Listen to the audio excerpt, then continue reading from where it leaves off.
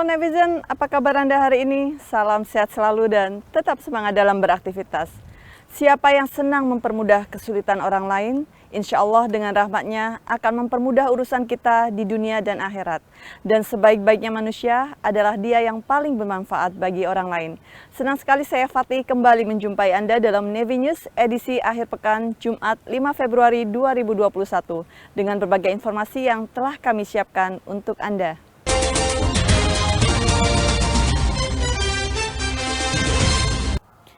Informasi pertama, TNI Angkatan Laut mengirimkan sebanyak 119 personel untuk bertugas menjalankan misi perdamaian dunia PBB yang tergabung dalam Satgas Maritime Task Force kontingen Garuda 28M ke Lebanon dengan menggunakan KRI Sultan Iskandar Muda 367. Tentara Nasional Indonesia dalam waktu dekat ini akan memberangkatkan 119 prajurit pilihan TNI Angkatan Laut yang akan bertugas menjalankan misi perdamaian dunia PBB ke Lebanon.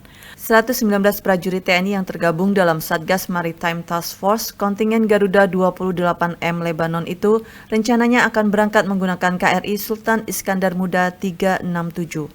Sebelum memulai penugasan, para prajurit tersebut mendapatkan pembekalan khusus dari Panglima Komando Armada 2, Laksamana Muda TNI Ing Sudi Hartawan, di Makuk Armada 2, Surabaya, Jawa Timur. Pangko Armada 2 menyatakan mengemban misi perdamaian dunia merupakan tugas istimewa bagi seluruh prajurit TNI, karena selain menjadi duta bangsa, para prajurit yang bertugas menjalankan misi perdamaian dunia itu akan menjadi wajah TNI di forum internasional.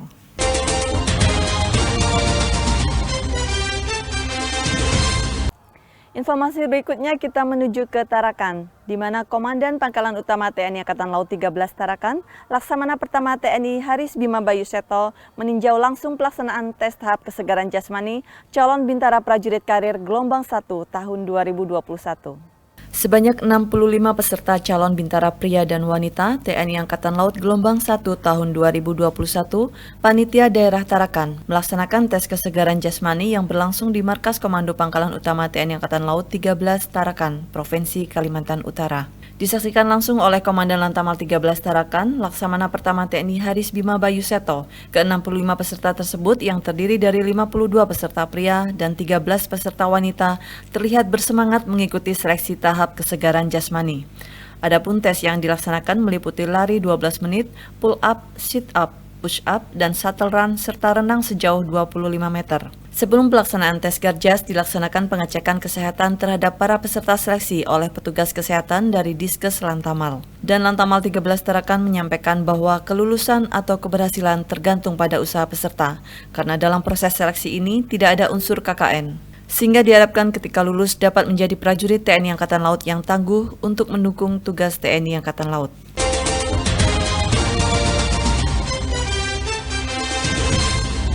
Informasi selanjutnya, Koarmada 3 bekerja sama dengan KPPN untuk meningkatkan kinerja pengelola anggaran. Satu lagi langkah strategis Komando Armada 3 untuk meningkatkan kinerja pengelolaan anggaran, yakni dengan bekerja sama dengan Kantor Pelayanan Perbendaharaan Negara Sorong, sekaligus untuk memperkuat sinergitas yang selama ini sudah terjalin. Peningkatan sinergitas tersebut disepakati ketika Panglima Koarmada 3, Laksamana Muda TNI Dadi Hartanto menerima kunjungan kerja Kepala KPPN Sorong, Juanda di Mako Koarmada 3, Distrik Selawati, Kabupaten Sorong, Papua Barat. Dalam pertemuan tersebut, Pangko Armada 3 memberikan apresiasi kepada KPPN Sorong atas kerjasama yang telah terjalin dengan baik selama ini, sehingga Koarmada 3 dapat meningkatkan kinerja pengelola anggaran tahun 2020. Selanjutnya diharapkan sinergitas dengan KPPN semakin kuat untuk kebutuhan langkah strategis pelaksanaan tahun anggaran 2021.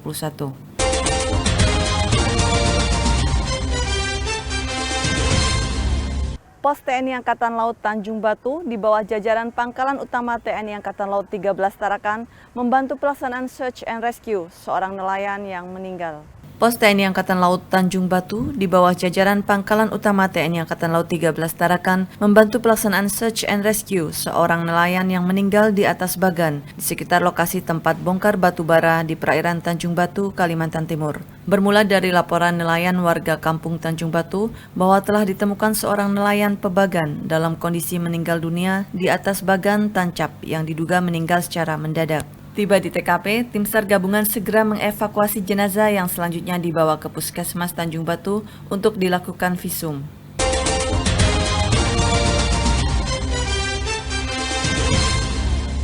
Baik netizen, di samping berita Nevi News hari ini, kami juga telah merangkum berita Nevi News dalam sepekan. Berikut liputan selengkapnya. Sebagai bagian dari upaya menghentikan sekaligus untuk percepatan penanganan virus COVID-19, Panglima Komando Armada II Laksamana Muda TNI Ing Sudihartawan meresmikan pusat isolasi COVID-19 dan kontainer PCR Koarmada II di gedung R81 Koarmada II Ujung, Surabaya. Tim Paduan Suara Akademi Angkatan Laut berhasil menjuarai Pesta Paduan Suara Gerejawi tingkat Kotama TNI Angkatan Laut Wilayah Timur yang digelar secara virtual melalui sambungan Zoom Meeting di Gedung Mas Pardi Akademi Angkatan Laut Surabaya.